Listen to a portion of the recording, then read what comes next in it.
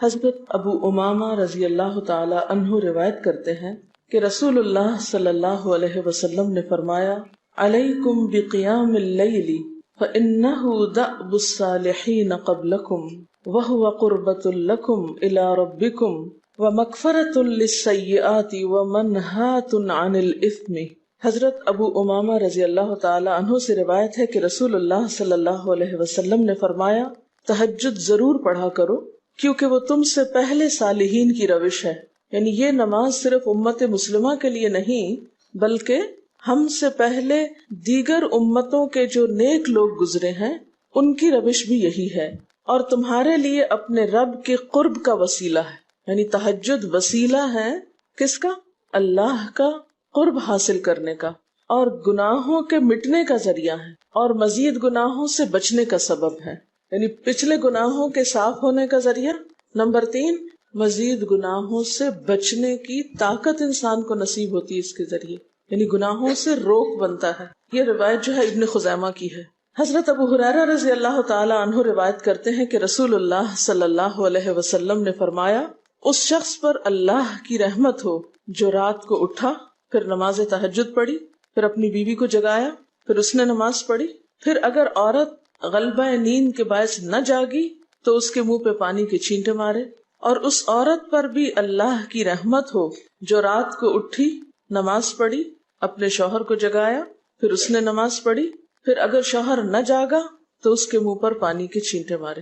برابر کی بات ہے، دونوں کے لیے اجر بھی برابر کا ہے اور دونوں کو حق بھی برابر کا ہے جگانے کا، اور دونوں کو پانی کا چھینٹا مارنے کا بھی حق ہے، اور اس میں کسی کی بھی بے عزتی کی بات نہیں۔ یعنی عورت اگر ایسا کرے اپنے شوہر کے ساتھ تو وہ اس کی طرف سے کوئی روڈنس نہیں ہوگی، کیونکہ عام طور پر جب کسی کو نیند کی حالت میں جگایا جاتا ہے اور خصوصاً اگر اس پہ پانی پھینک دیا جائے تو وہ کیا سمجھتا ہے کہ اس کی بہت بے عزتی ہو گئی یا اس کے ساتھ بہت برا کیا گیا، اور عموماً لوگ اس وقت بہت غصے کا مظاہرہ پھر کرتے ہیں کہ کیوں جگایا جا رہا ہے۔ حضرت ابو ہریرہ رضی اللہ تعالی عنہ کہتے ہیں کہ رسول اللہ صلی اللہ علیہ وسلم فرماتے تھے، فرض نماز کے بعد سب نمازوں سے افضل تہجد کی نماز ہے۔ یعنی فرائض بہرحال افضل ہے اور نوافل میں سب سے افضل تہجد کی نماز۔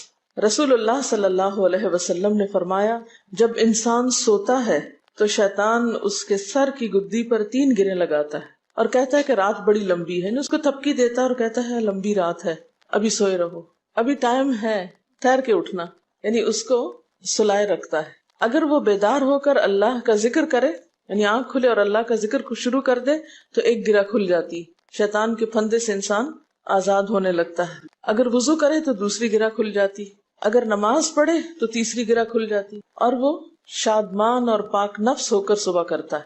یعنی جو شخص صبح نماز کے وقت پر، تہجد کے وقت یا پھر کم از کم فجر کے وقت اٹھ جاتا ہے، اللہ کا ذکر کرتے ہوئے وضو کرے اور پھر نماز پڑھ لے، سورج نکلنے سے پہلے پہلے یہ کام کر لے تو وہ ایک مطمئن شخص کی طرح اٹھتا ہے، ورنہ اس کی صبح خبیث اور سست نفس کے ساتھ ہوتی۔ عام طور پر ہم اطمینان کی تلاش میں رہتے ہیں، سکون کی تلاش میں رہتے ہیں، اور یہ سوچتے ہیں کہ ہمیں ڈپریشن ہے یا ہمارے اندر ایک غم ہے، تو ہم اس کے اسباب نہیں جانتے کہ سبب کیا ہے۔ ان کے اسباب میں سے ایک بڑا سبب شیطان کی گرفت میں ہونا ہے، اور شیطان اپنی گرفت ویسے تو دن کے وقت بھی انسان پر رکھتا ہے، لیکن خصوصاً رات کے وقت جب انسان سو جاتا ہے تو وہ نہیں چاہتا کہ سوتا ہوا اٹھے انسان، اور اگر انسان ہمت کر کے اٹھ جاتا ہے، ذکر کرتا ہے، وضو کرتا ہے اور نماز پڑھ لیتا ہے تو یہیں سے اطمینان قلب کا آغاز ہو جاتا ہے، اس کی تسلی ہو جاتی۔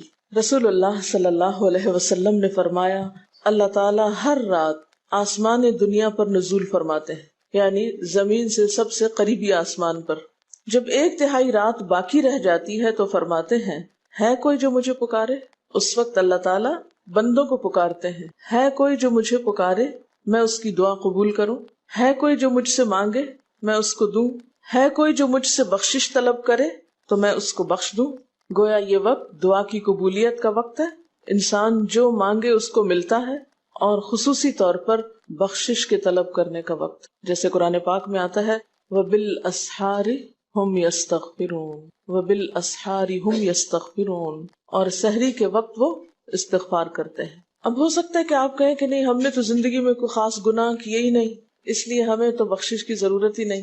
بخشش مانگے گناہگار لوگ، ہم تو نیک لوگ ہیں، نیک کام کرتے ہیں، دن رات قرآن پڑھتے پڑھاتے ہیں، اس لیے ہماری تو ضرورت نہیں۔ نبی صلی اللہ علیہ وسلم جن کے اگلے پچھلے سب قصور معاف کر دیے گئے تھے، وہ اتنا لمبا قیام کرتے تھے کہ ان کے قدم مبارک سوج جاتے تھے۔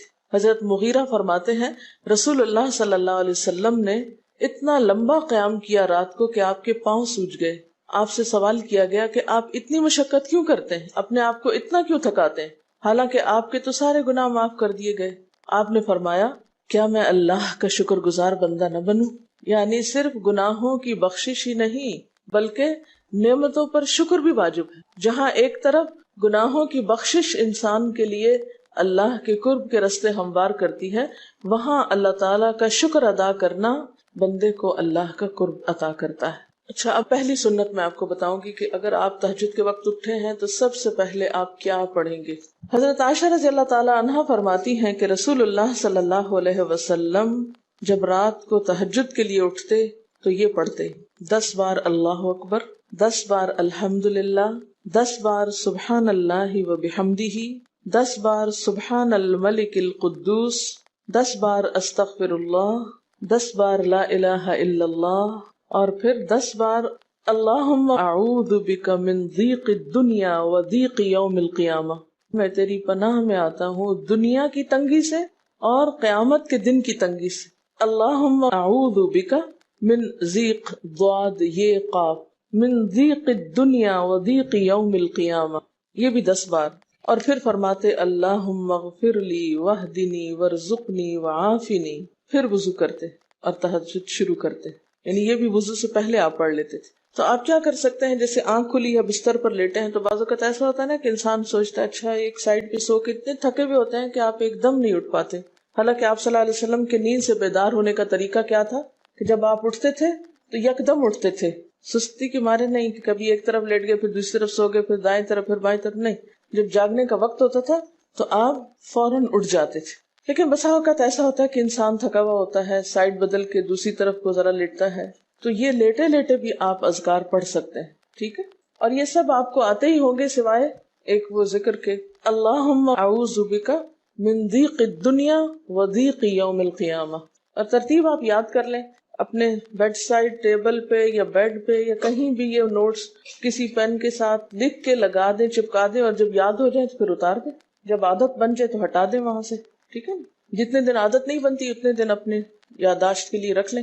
اسی طرح نیند سے اٹھ کر لا الہ الا اللہ وحدہ لا شریک لہ لہ الملک و لہ الحمد وہو علی کل شیء قدیر الحمد للہ وسبحان اللہ واللہ اکبر ولا حول ولا قوۃ الا باللہ، یہ بھی پڑھ سکتے ہیں۔ اچھا، ضروری نہیں کہ سب کچھ ایک ہی دن میں پڑھ لیں، یہ بھی آپ کر سکتے ہیں کہ ایک دن میں ایک چیز پڑھ لیں، دوسرے دن دوسری پڑھ لیں، تیسرے دن تیسری پڑھ لیں، ٹھیک ہے نا؟ اور اگر ساری ایک دن بھی پڑھنا چاہیں، دیکھیں وقت کی بات ہے نا، ہو سکتا ہے اس وقت عمر کے اس حصے میں آپ پہ بہت ذمہ داریاں ہوں، آپ یہ سب کچھ نہ پڑھ سکتے ہوں، لیکن زندگی کا ایک ایسا وقت بھی آتا ہے جب انسان بوڑھا ہو جاتا ہے، جب اس کے اوپر باقی ذمہ داریاں کم ہو جاتی ہیں، پھر نیند بھی کم ہو جاتی ہے، پھر زیادہ عبادت کا موقع ملتا ہے، تو ایسے میں جب انسان کے پاس عبادت کے لیے وقت اور موقع زیادہ ہو تو پھر یہ ساری چیزیں بھی پڑھ لیں، ٹھیک ہے نا؟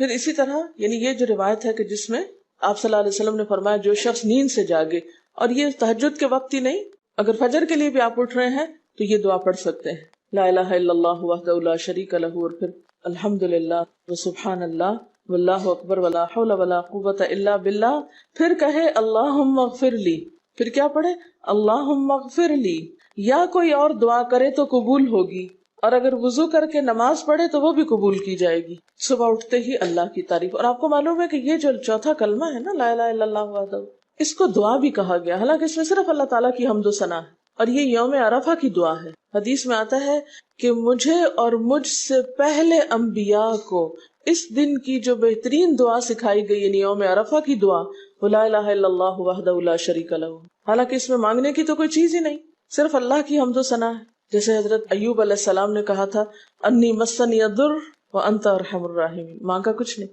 انت ارحم الراحمین، انت ارحم الراحمین۔ اللہ تعالیٰ کی تعریف کر کے اللہ تعالیٰ کے نام کے ساتھ اس کو اگر انسان پکار لیتا ہے تو یہ بھی اس کے لیے بہت کافی۔ ایک اور روایت میں آتا ہے رسول اللہ صلی اللہ علیہ وسلم جب تہجد کے لیے اٹھتے یعنی آپ ایک مرتبہ اٹھے، یعنی جو صحابی روایت کرتے ہیں، تو آپ نے بیٹھنے کے بعد آسمان کی طرف نظر کر کے سورۃ آل عمران کی آخری 11 آیات 190 سے لے کر 200 تک 11 آیتیں یہ پڑھی، ان فی خلق السماوات سے لے کر بالکل آخر تک. یعنی ضروری نہیں کہ کھڑے ہو کر آپ آسمان کی طرف دیکھیں، آپ اٹھے ہیں، چارپائی پہ بیٹھے ہوئے ہیں، ابھی وضو کے لیے نہیں گئے، بیٹھ کے آسمان کی طرف دیکھ کے پڑھ کے پھر اٹھ سکتے ہیں.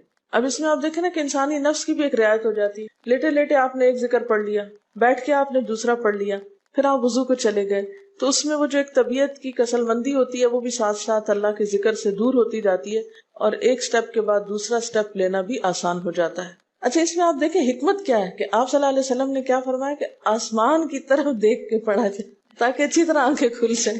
تو زبانی یاد کرنے کا مطلب یہ نہیں کہ آپ آنکھیں بند کر کے سوئے سوئے پڑھیں، کیونکہ بعض اوقات ایسا ہوتا ہے نا، آنکھ کھلتی ہے، ذکر شروع کرتے ہیں اور پھر پتہ ہی نہیں چلتا اور ذکر آدھے میں رہ جاتا ہے اور سو چکے ہوتے ہیں. اور پھر اگر آپ کو زبانی یاد نہیں ہوگی نا، دیکھ کے پڑھیں گے تو وہ الماری کی طرف ہی دیکھتے رہیں گے، آسمان کی طرف نہیں دیکھ سکیں گے، تو پھر سنت پوری نہیں ہو سکے گی. اور اسی طرح حضرت ابن عباس روایت کرتے ہیں کہ جب رسول اللہ صلی اللہ علیہ وسلم رات کو تہجد کے لیے کھڑے ہوتے تو اللہ پر تکبیر تحریمہ کے بعد یہ دعا پڑھتے: اللہم لک الحمد انت قیم السماوات والارض ومن فیہن ولک الحمد لک ملک السماوات والارض ومن فیہن ولک الحمد انت نور السماوات والارض ولک الحمد انت ملک السماوات والارض ولک الحمد انت الحق ووعدك الحق ولقاؤك حق وقولك حق والجنة حق والنار حق والنبيون حق ومحمد صلی اللہ علیہ وسلم حق والساعة حق اللهم لك أسلمت وبك آمنت وعليك توكلت وإليك أنبت وبك خاصمت وإليك حاكمت فاغفر لي ما قدمت وما أخرت وما أسررت وما أعلنت أنت المقدم وأنت المؤخر لا الہ الا انت. الہی تیرے ہی لیے ہے ساری تعریف، زمین و آسمان اور جو کچھ ان میں ہے سب کو تو ہی قائم رکھنے والا ہے. تیرے ہی لیے ہے ساری تعریف، زمین و آسمان اور جو کچھ ان میں ہے اس سب کی بادشاہی تیرے ہی لیے ہے. تیرے ہی لیے ہے ساری تعریف، تو ہی روشن کرنے والا ہے زمین و آسمان کو، تیرے ہی لیے ہے ساری تعریف. تو ہی بادشاہ ہے زمین و آسمان کا، تیرے ہی لیے ہے ساری تعریف. تو حق ہے، تیرا وعدہ حق ہے، تیری ملاقات حق ہے، تیرا کلام حق ہے، جنت حق ہے، جہنم حق ہے، تمام انبیاء حق ہیں اور محمد صلی اللہ علیہ وسلم حق ہیں، قیامت حق ہے. الہی میں تیرے سامنے جھک گیا، میں صرف تیرے ساتھ ایمان لایا، میں نے صرف تجھی پر بھروسہ کیا، میں نے صرف تیری طرف رجوع کیا، صرف تیری ہی مدد سے دشمنوں سے جھگڑتا ہوں، میں نے صرف تجھے ہی اپنا حاکم مانا. سو تو میرے اگلے پچھلے اور ظاہر و پوشیدہ اور جنہیں تو مجھ سے زیادہ جانتا ہے سارے کے سارے گناہ معاف کر دے. تو ہی آگے کرنے والا ہے، تو ہی پیچھے ڈالنے والا ہے، تیرے سوا کوئی سچا معبود نہیں ہے. یہ جو دعا استفتاح ہے تہجد کے وقت کی، یہ باہر نہیں نماز کے اندر پڑھنے کی دعا ہے. ہم دعا مانگتے ہیں اللہم اجعلنی لک ذکارا لک شکارا. ان دعاؤں کے پڑھے بغیر ذکار کیسے بن سکتے ہیں؟ ذکار کا صیغہ تو فعال کے اوپر ہے نا، بہت زیادہ ذکر کرنے والا. والذاکرین اللہ کثیرا والذاکرات. تو ذاکرات کیسے بن سکتے ہیں جب تک کہ یہ دعائیں زبانی نہ آتی ہوں اور اپنے وقت پر نہ پڑھی جاتی ہوں. ویسے بھی ذکر بہت اچھی چیز ہے، لیکن جو مسنون ذکر ہے اور جو نبی صلی اللہ علیہ وسلم کے طریقے کے مطابق ہے، جو اطمینان قلب اور خوشی اس وقت اس کام کو اس طریقے پہ کر کے نصیب ہوتی ہے، وہ اس کے علاوہ نہیں ہوتی. اگرچہ اس سے خوشی ہوتی ہے لیکن اس طرح کی نہیں نصیب ہوتی، اس طرح کا اطمینان نہیں ہوتا. آپ تجربہ کر کے دیکھ لیں، سنت کے مطابق زندگی گزارنا اور اپنی مرضی کے مطابق زندگی گزارنا، یہ دو مختلف لائف سٹائلز ہیں، دو مختلف طریقہ ہے زندگی ہیں. دونوں کا امپیکٹ فرق ہوتا ہے، اثرات فرق ہوتے ہیں. اور یہ نہیں کہ یہ کوئی بہت مشکل عمل ہے، بہت مشکل کوئی نہیں ہے، ہم کر سکتے ہیں، لیکن بات یہ ہے کہ ہم کرنے کی کوشش کریں، ارادہ تو کریں. پہلے تو آپ اپنے آپ سے یہ پوچھیں ارادہ بھی کیا کہ نہیں، کیونکہ اگر ارادہ ہو گیا نا تو کام بھی ہو جائے گا. مشکل یہ ہے کہ ہم جب کوئی ایسا کام سنتے تو پھر سوچتے نہیں ہمارا تو حالات اتنے کٹھن ہیں کہ یہ عمل ہمارے لیے نہیں، ویسے بھی نفل ہے، کوئی بات نہیں، نہ بھی ہو سکا تو کیا ہے، یہی کہہ کے ہم چھوڑ دیتے ہیں چیزوں کو کہ نہیں. لیکن میں سمجھتی ہوں کہ جو عمر آپ بچیوں کی خاص طور پر اس وقت اس عمر کو غنیمت سمجھے اور اس میں آپ نے جو کچھ اب یاد کر لیا، عادت ڈال لی، وہ اگلی زندگی میں شدید مصروفیت کے باوجود بالکل عادت ثانیہ ہو جائے گی، ایک روٹین ہو جائے گی اور آپ کو مشکل نہیں ہوگی. لیکن اگر اب نہیں عادتیں ڈالی، کل کو یا نئے سرے سے عادت ڈالنا بہت مشکل ہوگا. سنت مشکل نہیں ہے، صرف یہ ہے کہ ارادے، نیت اور پھر کوشش کی ضرورت. کر لیں گے تو ہو بھی جائے گا، آخر کرنے والے کرتے ہیں. لیکن جب پہلے ہی سے سوچ لیتے نہیں بڑا مشکل، تو اللہ والے کرتے ہیں اور وہ تو نیک لوگوں کا کام ہے. ہم تو نہ اللہ والے ہیں اور نہ ہی نیک ہیں، تو کیوں نہیں ہے، ہو جائے. اب آپ صلی اللہ علیہ وسلم کے تہجد کی کیفیت کیا تھی؟ حضرت ابو ذر کہتے ہیں کہ رسول اللہ صلی اللہ علیہ وسلم نے تہجد میں اتنا قیام کیا کہ اس ایک آیت کو پڑھتے پڑھتے صبح کر دی.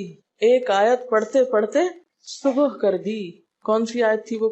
ان تعذبہم فانہم عبادک وان تغفر لہم فانک انت العزیز الحکیم. ایک آیت کو اتنی دفعہ پڑھا اور پڑھتے رہے اور پڑھتے رہے اور پڑھتے رہے، اسی میں صبح ہو گئی. تو طویل قیام جو ہے ضروری نہیں کہ وہ صرف کس وقت ہو، کوئی لمبی سورت پڑھ کے ہی، چھوٹی سورت بھی ہو سکتی ہے، لیکن روح کے ساتھ، شعور کے ساتھ اگر آپ دہرا کے بھی پڑھیں. مثال کے طور پہ آپ نے کوئی سورت یاد کر لی ہے اور آپ پڑھنے کھڑے ہوئے ہیں اور آپ کو صحیح طرح آتی نہیں ہے، یا آتی ہے تو اتنی تیز نہیں آتی، بہت رٹی ہوئی نہیں ہے، تو کوئی بات نہیں، ایک آیت کو 2 دفعہ 3 دفعہ بھی آپ اس کو پڑھ سکتے ہیں اور اس طرح بھی پڑھ کے لمبا کر سکتے ہیں. یعنی طویل قیام صرف زیادہ قرات سے ہی نہیں، مختلف طریقوں سے ہو سکتا ہے. یہ آیت ہے سورۃ المائدہ کی 118 نمبر آیت ہے. اگر تو انہیں عذاب دے تو وہ تیرے بندے ہیں، اور اگر تو انہیں معاف کر دے تو یقیناً تو غالب اور حکمت والا ہے. حضرت حذیفہ رضی اللہ تعالی عنہ نے نبی صلی اللہ علیہ وسلم کو تہجد پڑھتے دیکھا. وہ کہتے ہیں سورۃ فاتحہ کے بعد آپ نے سورۃ بقرہ پڑھی، پھر رکوع کیا. آپ کا رکوع آپ کے قیام کی مانند تھا. ہماری تو کمر نہ ٹوٹ جائے. کر کے تو ذرا دیکھیں. میں نے زندگی میں پہلی دفعہ رمضان میں طویل رکوع اور سجدے کا موقع ملا. اس سے پہلے تو اس طرح کا سچ پوچھے کانسیپٹ بھی کوئی نہیں تھا، کیونکہ بہت سی چیزیں جب ہم پڑھتے ہیں تو ہم کہتے ہیں ہاں یہ نبی صلی اللہ علیہ وسلم کے لیے ہے، یہ تو آپ کی شان ہے اور آپ کا مقام ہے. ہم تو عام کمزور بندے ہیں. اصل میں ہم کمزور کیوں ہیں؟ اس لیے کہ ہم نے اپنی انرجیز بیکار باتوں میں بہت لگا رکھی ہیں، بیکار غم پالے ہوئے ہیں، بیکار مشغلے ہیں، بیکار گفتگویں ہیں. تو انرجی تو لگتی ہے نا. آپ فضول کی باتیں سوچیں تو کیا انرجی نہیں لگے گی؟ آپ لایانی چیزوں پہ کڑنا شروع کر دیں، کیا انرجی نہیں لگے گی؟ لگے گی. تو پھر آپ کے پاس کوئی تعمیری مثبت کام کرنے کے لیے نہ وقت ہے نہ انرجی ہے. پھر اس وقت تک آپ خالی ہو چکے ہوتے ہیں. رات کو دیر تک آپ اگر فضول گپ شپ کرتے رہے تو صبح اٹھے گا کون، اور پھر صبح پڑھے گا کون، اور اگر پڑھے بھی تو کیا پڑھے اس میں. کبھی آپ نے سوچا کہ احادیث کی یہ جو کتابیں ہیں یہ ساری کی ساری صرف آپ کی گفتگو نہیں، آپ کے عمل کا بھی احاطہ کیے ہوئے ہیں، اور ٹوٹل آپ کی گفتگو یہی ہے. اور اگر ہم اپنی گفتگو کو دیکھیں اور ہماری باتوں کی کوئی کتاب تیار ہو، نبی صلی اللہ علیہ وسلم کی عظمت کو پہچانے، ہم اپنی گفتگو کا جائزہ لیں. اگر ہماری گفتگو بھی ریکارڈ ہو کر لوگوں کے پاس جانے لگے، لوگوں تک پہنچنے لگے، ہم عملی نمونہ کیوں نہیں لوگوں کے لیے؟ ہمیں دیکھ کر لوگوں کے عمل کیوں نہیں بدلتے؟ ہماری بات لوگوں پر اثر کیوں نہیں کرتی؟ کبھی سوچا ہم نے؟ صرف اپنی گفتگو کے آئینے میں ہی اپنے آپ کو پہچان لے کہ ہم کہاں ہیں، کون ہیں، کہاں کھڑے ہیں، لوگوں کے بیچ میں کیا باتیں کرتے ہیں، لوگوں کے پیٹھ پیچھے کیا باتیں کرتے ہیں، کہاں کس حال میں کیا کر رہے ہوتے ہیں. ہر شخص اپنے آپ کو خود پہچان سکتا ہے. کیا واقعی ہم اس لائق ہیں کہ کوئی ہم سے کچھ سیکھے؟ صرف اپنی گفتگو کے آئینے میں خود کو پہچانے. بعض اوقات کتنا بیکار بولتے ہیں، کتنا بے مقصد بولتے ہیں، کتنا ضرورت سے زائد بولتے ہیں. اس کا یہ مطلب نہیں کہ مصنوعی خاموشی اپنے اوپر مسلط کر لیں، کیونکہ پھر ہم دوسری ایکسٹریم پہ نکل جاتے ہیں. لیکن بامقصد گفتگو کتنی ہے ہماری باتوں میں جو واقعی فائدہ مند ہو، تو پھر ذرا روک بھی لیا کریں نا اپنے آپ کو. اپنے ساتھ خود ہی محنت کریں گے تو بات بنے گی. سوچیں تو احساس تو کریں. جب کریں گے تو انشاءاللہ کامیابی بھی ہوگی. لیکن پہلی بات تو یہ نا کہ ہم جو کچھ کرتے ہیں نہ اس کا حساب کرتے ہیں، نہ اس کے بارے میں سوچتے ہیں کہ ہم کر کیا رہے ہیں.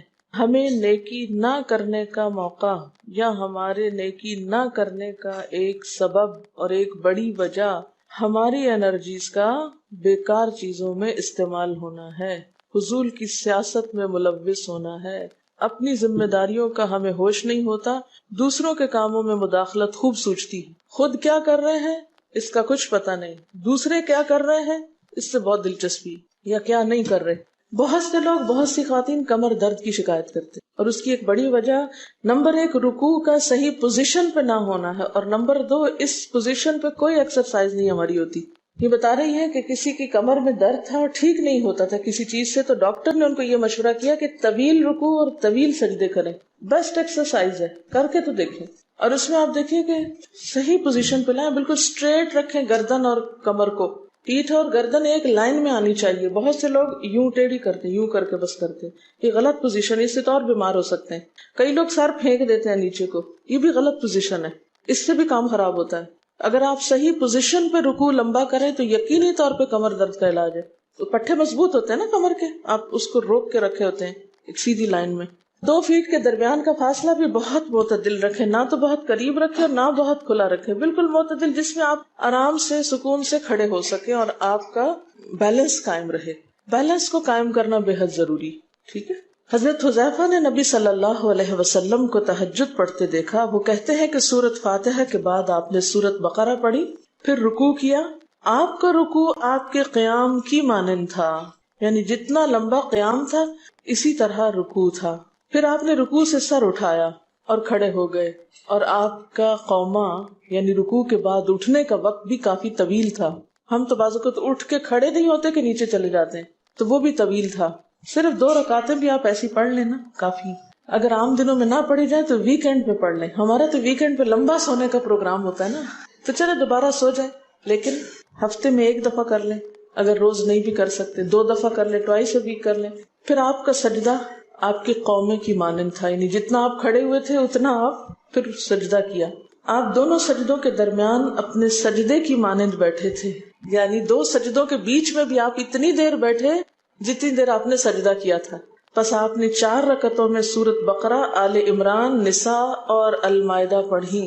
ہمیں اگر خود نہیں بھی آتی اور کوئی پڑھانے والا اتنی لمبی 1 دفعہ بھی تراویح کوئی پڑھا دے یا کوئی نفل پڑھا دے تو ہم دوسری دفعہ اس کے پاس نہ پڑھیں۔ تقریباً 7.25 پارے بنتے ہیں، جس کو ایک منزل کہا جاتا ہے۔ ایک دن کے تہجد میں آپ نے اتنا پڑھا، اور یہ تو قرآن کی قرات تھی، لیکن بیچ کے وقفوں میں تسبیحات اور اللہ کی تعریف اور حمد و ثنا اور ذکر، یہ آپ پر بس تھا۔ یہ وہی کر سکتا ہے جس کو واقعی اللہ سے حقیقی محبت ہو، صرف دعوے کی حد تک نہیں۔ میں کہتی ہوں چلے روزانہ نہ صحیح، ہفتے میں 1 بار، ہفتے میں نہیں، مہینے میں 1 بار، مہینے میں نہیں تو سال میں، رمضان میں، کسی موقع پر کچھ تو اللہ سے تعلق آئے، کچھ تو قرب پائیں۔ ہر شخص کے بس میں نہیں کہ ہر روز ایسی عبادت کرے، کیونکہ اللہ کے رسول صلی اللہ علیہ وسلم کا بہرحال مقام کچھ اور تھا، لیکن کچھ شوق، کچھ حسرت، کچھ تو دل میں ہونا ہی چاہیے، کوئی نیت، کوئی ارادہ، کوئی عزم، اور پھر اس کے لیے کوشش۔ تو وقت بچے گا کچھ آپ کے پاس فالتو باتوں کے لیے، فضول چیزوں کے لیے، کچھ سوچنے کے لیے، ٹینشن کے لیے بچے گا کچھ؟ سب کچھ بھاگ جائے گا، کچھ بھی نہیں بچے گا، کیونکہ ان عبادی لیس لک علیہم سلطان، میرے بندے ان پہ اے شیطان تیرا کوئی زور نہیں چلتا، بس چلتا ہی نہیں ان پہ، تیرا سارا زور ہی ان پہ چلتا ہے جو فالتو ہوتے ہیں۔ فالتو ذہن جو ہوتا ہے وہ شیطان کا گھر ہوتا ہے۔ حضرت حذیفہ بیان کرتے ہیں کہ میں ایک رات آپ صلی اللہ علیہ وسلم کے ساتھ نفلی نماز میں شریک ہو گیا۔ آپ نے سورۃ بقرہ شروع کر دی، میں نے سوچا کہ آپ 100 آیات پڑھ کر رکوع میں چلے جائیں گے، مگر آپ پڑھتے گئے۔ میں نے خیال کیا کہ سورۃ بقرہ کو 2 رکعتوں میں پڑھیں گے، لیکن آپ پڑھتے رہے۔ آپ نے سورۃ بقرہ ختم کر کے سورۃ نساء شروع کر دی، پھر ختم کر کے آل عمران پڑھنی شروع کر دی، اس کو بھی ختم کر دیا۔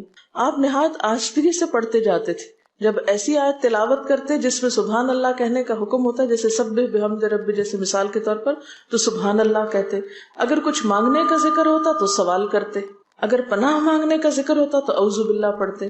اس حدیث سے یہ بھی پتہ چلتا ہے کہ سورتوں کی ترتیب ضروری نہیں، کیونکہ آپ نے پہلے النساء پڑھی پھر آل عمران پڑھی۔ یہ جو ہر وقت لوگ پیچھا کیے رکھتے ہیں نا، بعض کا تو بہت ضد کرتے ہیں کہ آپ نے پہلی رکعت میں یہ پڑھائی تھی تو دوسری میں یہ کیوں پڑھا دی۔ یہ تو سنت میں ملتا ہے کہ پہلی رکعت طویل ہے دوسری کے مقابلے میں، لیکن یہ لازم نہیں کہ جو پہلی میں پڑھے اس کے بعد آگے والی صورتوں میں سے پڑھے، پیچھے والی بھی سے نہیں پڑھ سکتے۔ رسول اللہ صلی اللہ علیہ وسلم نے عبداللہ بن عمرو سے کہا، مجھے بتلایا گیا ہے کہ تم ساری رات نفل پڑھتے اور دن کو روزہ رکھتے ہو، اگر تم ایسا کرو گے تو تمہاری آنکھ کمزور اور طبیعت سست ہو جائے گی، یعنی ہر روز روزہ اور ہر رات جگراتا تمہاری جان اور تمہارے بال بچوں کا بھی تم پر حق ہے، اس لیے روزہ رکھو اور افطار بھی کرو اور رات کو قیام کرو اور سو بھی۔ یعنی ساری رات تہجد پڑھنا یا نفل پڑھنا پسندیدہ نہیں ہے، رات کو سونا بھی پسندیدہ ہے۔ ہمارے ہاں 27ویں رات کو پوری رات جاگنا لازم سمجھا جاتا ہے، تو نبی صلی اللہ علیہ وسلم سے کوئی رات بھی پوری کی پوری جاگنا ثابت نہیں، کیونکہ اگر انسان صرف جاگتا ہی جاگتا چلا جائے تو وہ آسان ہوتا ہے، ایک دفعہ سو کے پھر اٹھنا جو ہے نا وہ اصل میں نفس کا امتحان ہوتا ہے، وہ مشکل ہوتا ہے۔ اسی طرح نبی صلی اللہ علیہ وسلم 3 دن سے کم میں قرآن مجید ختم کرنا پسند نہیں فرماتے تھے۔ آپ نے حضرت عبداللہ بن عمرو سے فرمایا کہ 1 ماہ میں پورا کر لو۔ انہوں نے عرض کی میں اس سے زیادہ تلاوت کی طاقت رکھتا ہوں، تو فرمایا 20 دن میں کر لو۔